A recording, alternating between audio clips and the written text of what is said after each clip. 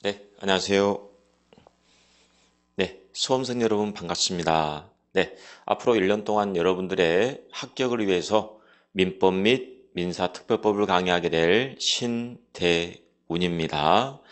이제 26회 시험이 얼마 전에 끝났고, 이제 우리는 27회 시험을 대비하고 있습니다. 그쵸? 네.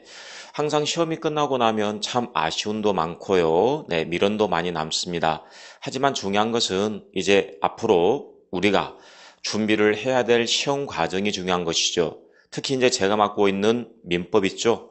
공부를 잘못해버리게 되면 상당히 어렵게 느껴지는 과목 중에 한 가지가 바로 민법입니다.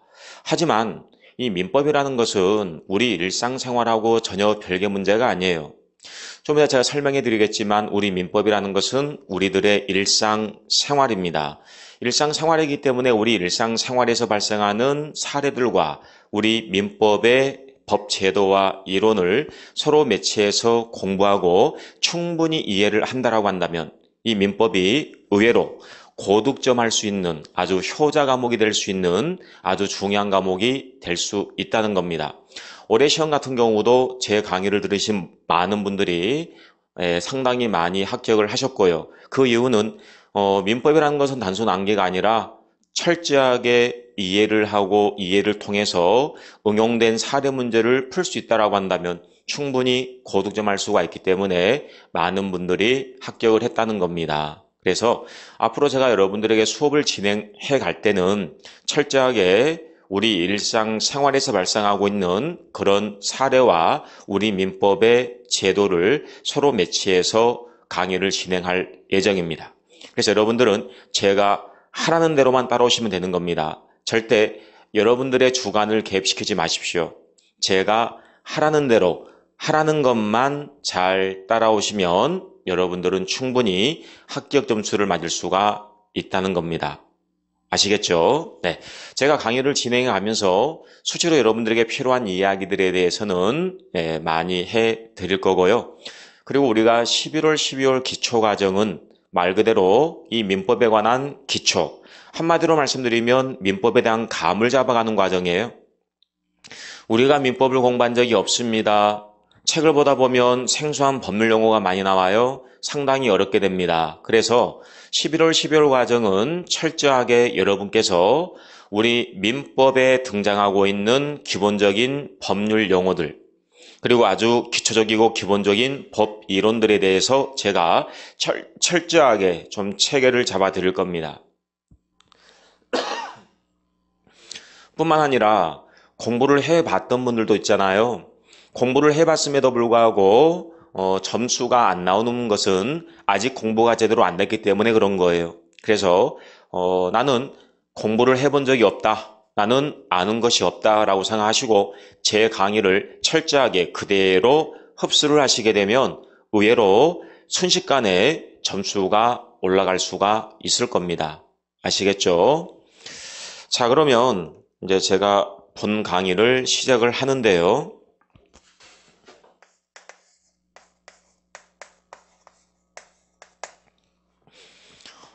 민법 및 민사특별법이죠. 하지만 뭐 민법이 차지하는 비중이 85%이기 때문에 뭐 민법이라고 생각해도 과언이 아니겠습니다. 이제 제가 여러분들에게 민법을 설명해 드릴 건데, 자, 이 민법이라는 것은 우리들의 일상생활이다라고 보시면 되겠습니다. 우리들의 일상생활이다.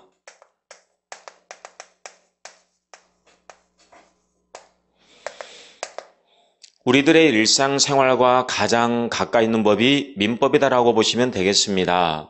그래서 여러분들이나 저의 일상생활을 한번 가볍게 한번 살펴볼게요. 제가 어디에 갔냐면 이제 워낙 애가 빵을 좋아하기 때문에 빵을 사러 갔습니다. 여기에 보니까 빵 가게가 있어요. 빵집 있어요. 그리고 이 사람은 빵가게 주인이죠. 이 사람은 주인입니다. 그리고 제가 되겠습니다. 네, 아니면 여러분이나 생각 한번 해보세요. 자, 빵집에 가가지고 빵을 샀어요. 요즘에 뭐 식사 대용으로 빵도 많이 먹잖아요. 그래서 빵을 샀다 한번 해볼까요? 빵을 샀다. 그럼 여러분이나 제가 빵을 샀다는 것은 빵을 파는 사람이 있다는 거잖아요. 그쵸? 팔았기 때문에 사는 사람이 있는 것이죠. 그래서 이제 빵을 샀다. 그 말은 팔고 샀다. 그 말이기 때문에 이제 이것을 법률용어로 바꿔보겠습니다. 항상 시작은 여기입니다. 우리들의 일상적인 용어. 이 일상적인 용어를 법률용어로 바꿔가는 과정들입니다. 어차피 우리 시험에는 일상용어가 시험에 나오는 게 아니에요. 법률용어가 시험에 나오는 거잖아요. 그쵸? 그래서 먼저 일상용어를 제가 써드리고 그 다음에 법률용어로 바꿔보겠습니다. 빵을 샀다는 것은 팔고 샀다는 것이죠. 팔매자, 살매자 뭐라고 하면 되겠습니까? 빵 매매다라고 보시면 되겠네요. 그리고 이 사람이 빵을 팔았습니다. 빵을 파는 사람을 우리는 매도인이라 합니다. 매도인이라 하죠. 자, 그리고 사는 사람을 매수인이라 합니다. 가끔 제가 강의하다 보면 우리 수험생들에게 매매를 해본 적 있습니까? 라고 물어보게 되면 해본 적이 없다라고 대답하는 분들이 상당히 많거든요. 근데 아니잖아요. 우리는 살아가면서 수도 없이 많은 매매 계약을 체결하면서 살아가게 되는 거예요. 그렇잖아요. 우리가 매매하게 되면 토지 매매, 건물 매매 이것만 생각하고 쉬운데 여기 보시는 것처럼 빵을 팔고 샀다 이것도 매매잖아요. 그렇죠? 자, 그렇다면 여기에서 이 갑을 왜 매도인 이 사람을 왜 매수인이라고 하냐면 이 도자가 건네주다 도자예요. 이 사람은 팔았으니까 빵을 건네줘야 되겠죠. 그리고 이 사람은 빵을 샀잖아요. 이 숫자가 받을 숫자, 빵을 샀으니까 받겠죠. 그래서 일단 용어가 정리가 돼야 됩니다. 매도인, 매수인 이렇게 정리가 되겠네요. 자, 그런데 문제가 발생했습니다. 어떤 문제가 발생했냐면 빵을 샀는데 이 빵이 상했어요. 이미 유효기간이 한참 지난 빵을 팔았다 그 말이죠. 그래서 빵을 먹고 배탈이 났어요. 고생을 꽤 했거든요. 기분 나빠요. 화가 납니다. 그래서 여러분들 아니면 제가 이제 빵집 주인을 찾아가야 될 거 아니에요. 그렇잖아요.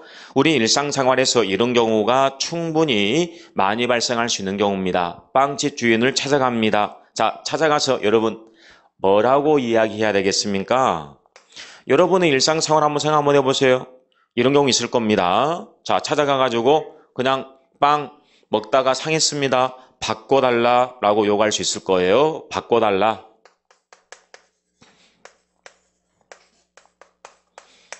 바꿔달라 이 말은 교환해달라 그 말이잖아요. 아니면 성격이 상당히 까칠한 사람이에요. 열받았어요. 안 되겠어요. 환불해달라 할 수 있어요? 없어요? 있어야 될 거 아니에요. 그렇잖아요. 어차피 우리 빵을 사면서 돈을 줬기 때문에 환불해달라 그 말은 그 돈 나에게 돌려달라 그 말이죠. 환불해달라. 환불을 요구할 수가 있을 겁니다. 자, 그렇다면 여러분께서 아직 민법을 공부한 적이 없을지라도 우리 일상생활에서 이런 식으로 하고 있어요. 근데 이 부분들이 우리 민법에 규정이 되어 있습니다. 민법 581조에 규정이 되어 있죠. 우리 민법 581조에 의하게 되면 어떤 식으로 정리가 되었냐면 법률용어로 한번 바꿔봐야 되겠죠.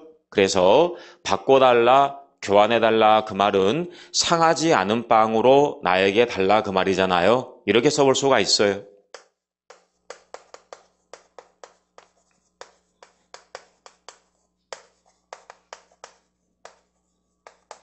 완전물 급부청권이다라고 합니다.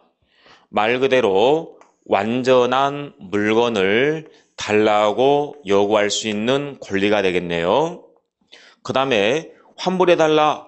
여러분, 환불해달라 그 말은 이 매매를 그대로 유지하겠다는 거예요? 아니면 이 매매 계약을 깨겠다는 거예요? 환불해달라 그 말은 이 매매를 깨겠다 그 말이잖아요. 이 매매 없던 걸로 해. 없던 걸로 하고 나에게 돈을 돌려달라 그 말이죠. 그래서 자, 이 매매를 깬다. 이걸 법률용어로 해제한다.